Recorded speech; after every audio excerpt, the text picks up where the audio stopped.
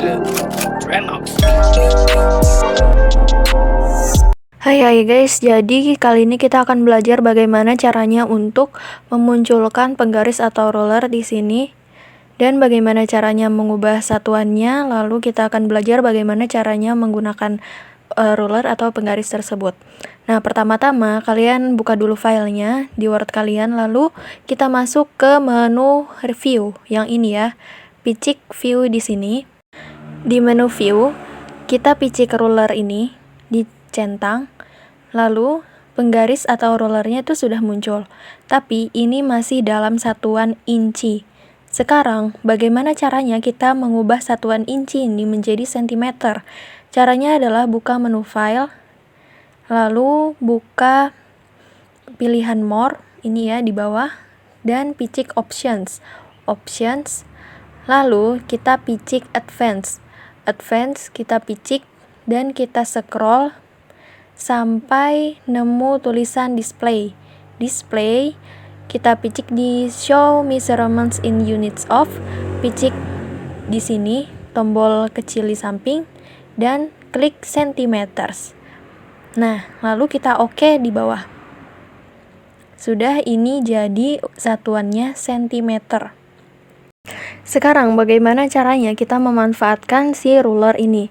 Jadi perlu diketahui terlebih dahulu, kalian nanti akan melihat indent. Nih, ini namanya left indent. Oke, yang di sini, yang di bawah, di samping kiri itu namanya left indent. Sebaliknya yang di sisi kanan bawah ini namanya right indent. Oke, right untuk kiri dan left untuk kanan. Yang di atas ini adalah first line indent atau pengatur pada paragraf pertama yang menjorok ke dalam. Contoh, di sini kita ambil paragraf pertama pada bagian tinjauan pustaka. Nah, di sini kalau kita mau mengatur sisi kirinya, kita dapat menggunakan left indent. Picik yang bagian atas segitiganya ini, di bagian segitiganya ya, jangan di bagian kotaknya. Kalau di bagian kotaknya itu nanti dia bisa keikut yang di sininya. Contoh dulu yang pertama, kita mau mengatur bagian sisi kirinya saja. Maka dari itu, kita hanya perlu menekan bagian atas yang segitiganya ini dan digeser seperti ini. Tuh. Sedangkan fungsi dari si rulernya sendiri adalah mempaskan. Ini dipas di 1 cm dari margin yang sudah kita buat. Ya, sudah pas, dan yang ini sudah pas di 2 cm dari margin yang kita buat atau 1 cm dari sisi kiri pada tulisan. Oke.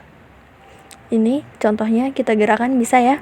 Sementara di sisi kanannya kita mentokin ke margin.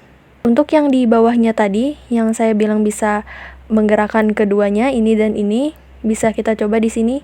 Nah, dia gerakkan dua-duanya. Beda kayak kalau kita menggerakkan yang sisi kirinya aja. Oke? Sekarang bagaimana caranya untuk mengatur penempatan tulisan pada 2 atau 3 paragraf lebih.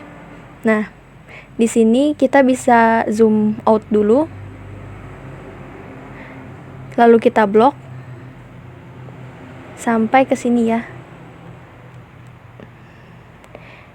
Ini sama kayak tadi nih, ini penggarisnya dan ini adalah indentnya.